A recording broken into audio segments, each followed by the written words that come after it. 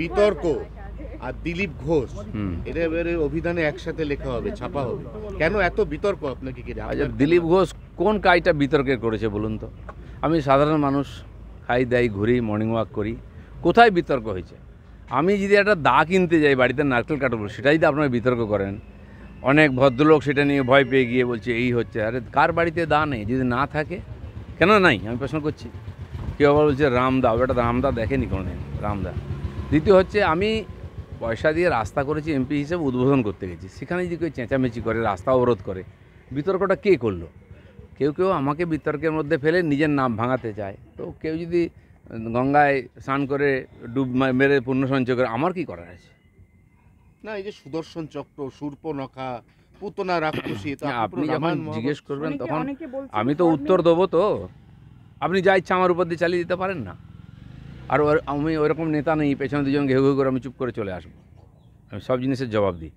কারো গায়ে পড়ে আমি ঝগড়া করি না, কারোর সম্বন্ধে ব্যক্তিগতভাবে আমি কোনো আক্রমণ করি না, কিছু যায় আসে না আমার। আর ড্রামা করলে আমি একটু উত্তর দিই। তার অনেকেই বলছেন পুরনো ফর্মে দিলীপ ঘোষ। পুরনো যারা আমাকে খোঁজ রাখে না, তারা আমার ফর্ম একই রকমই থাকে। অনেকে খবর দেখে যদি ফর্ম দেখে, তার প্রতি আমার খুব দয়া হয়। আমার ফেসবুক দেখে নিন, গত 10 বছর যেদিন থেকে রাজনীতি এসেছি আমি, তার আগে তো ফেসবুকও ছিল না। তো দেখে নেবেন আমি সারাদিন কী করি, আর সেভাবেই করছি। আপনাদের যখন খবর দরকার হয় আপনারা খবর করেন। এই যে আজকে মতুয়া মহামেলা শুরু হচ্ছে, তার আগে তো হাইকোর্ট নিষ্পত্তি হয়ে গেছে যে শান্তনু ঠাকুর দায়িত্ব পেলেন না, মমতা বলা ঠাকুর পেলেন। এটা জানার পরে অসীম সরকার, আপনাদের দলেরই একজন বিধায়ক, তিনি গিয়ে প্রণাম করে বললেন যে উনি তো মা তো মাই হয়। এটাতে কি কোথাও দেখুন, ওটা একটি ধার্মিক সম্প্রদায়ের ব্যাপার, পারিবারিক ব্যাপার এসে যায়। অনেক সংগঠনে আমরা দেখেছি সেখানে পারিবারিক সমস্যাও তৈরি হয় গুরুদেবের পরে অধিকার নিয়ে, কারণ আর্থিক ব্যাপারে চলে আসে। পূজনীয় অনুকূল ঠাকুর এত বড় সাধক, তার পরিবারের সমস্যা হয়েছিল। ব্যবসা নিয়ে আম্বানির সমস্যা, পরিবারের সমস্যা দেখে, এটা পারিবারিক সমস্যা। কিন্তু যারা মতুয়া মথের ধার্মিক ব্যক্তি, শ্রদ্ধার সঙ্গে গুরুদেব হরিচাঁদ গুরুচাঁদকে পুজো করেন, শ্রদ্ধা করেন, তারা আমাদের কাছেও পূজনীয়। তাদের মনে যেন কোনো ক্লেদ না আসে। ভক্তরা ভগবানকে ভালোবাসেন, গুরুদেবকে ভালোবাসেন। মাঝখানে যা সমস্যা সেটা আইন কানুন হচ্ছে, ঠিক আছে। তো বারুণীর মেলা কালকে আমি ওখানেও গিয়েছিলাম, আশেপাশে বারুণীর মেলার প্রস্তুতি চলেছে, আমাদের ছেলেরা সবাইকে জলপান করাচ্ছে। তো সেটা আমি সমস্ত ভক্তদের কাছে বলবো, আপনারা এর মধ্যে পড়বেন না, আপনারা যান, বারুণীর স্নান করুন, মেলায় যান, আপনারা যে ভগবানকে বিশ্বাস করেন তার প্রতি শ্রদ্ধা রেখেই জীবনযাপন করুন। রাজ্যে বিজেপির উত্থানের পর আজকে বিকেলবেলা বারুইপুরে শুভেন্দু অধিকারীর প্রোগ্রামটা হবে সেই ৭৮তম প্রোগ্রাম, যেটা কলকাতা হাইকোর্টের পারমিশন নিয়ে আপনাদের করতে হলো।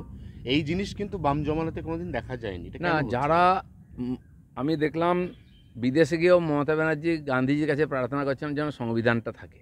পশ্চিমবাংলায় কি সংবিধান আছে? যে কোনো সংস্থাকে ধার্মিক ও দুর্গাপূজার জন্য কোর্টে যেতে হয় পারমিশনের জন্য। বিজেপি তো যাই, তো কোর্টে যদি গিয়ে পারমিশন নিয়ে আসতে হয়, তাহলে পুলিশ প্রশাসন এই নিকম্মাগুলো কী জন্য আছে? নপুংসক পুলিশ, যাদের ক্ষমতা নেই একটা ডিসিশন নেওয়ার, একটা সুরক্ষা দেওয়ার। মমতা ব্যানার্জি কি সব ডিসিশন নেবেন? থানার পুলিশ কী করবে সেটা মমতা ব্যানার্জি বলে দেবেন। থানার পুলিশের কাছে পারমিশন বলে এসপির কাছে যান, তো তুমি চাকরি ছাড়ো না। এরকম অযোগ্য লোকগুলো কেন রেখেছে? পুলিশ প্রশাসন যাতে এখানে সুষ্ঠুভাবে সব কার্যক্রম হয় তার দেখার দায়িত্ব।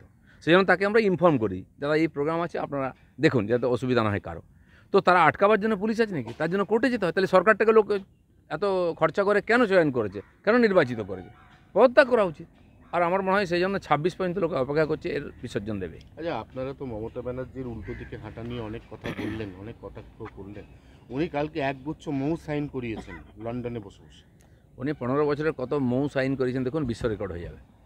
কিন্তু কটা ইনভেস্টমেন্ট হয়েছে, কত টাকা, সেটা খুঁজে দেখুন, এটাও বিশ্ব রেকর্ড হবে। সবচেয়ে কম পশ্চিমবাংলায় যত বড় বড় শিল্পপতি আছেন, যাদের কাছ থেকে ওনারা কাটমানি খান, আমারও পরিচয় আছে কারো কারোর সঙ্গে। আপনি জিজ্ঞেস করুন তো যে গত 10-15 বছরে তারা পশ্চিমবাংলায় কত টাকা ইনভেস্ট করেছে। ইলেকট্রিকের দাম ওনারা ঠিক করে দেবেন, রাজনৈতিক পার্টি কী নেবে না নেবে।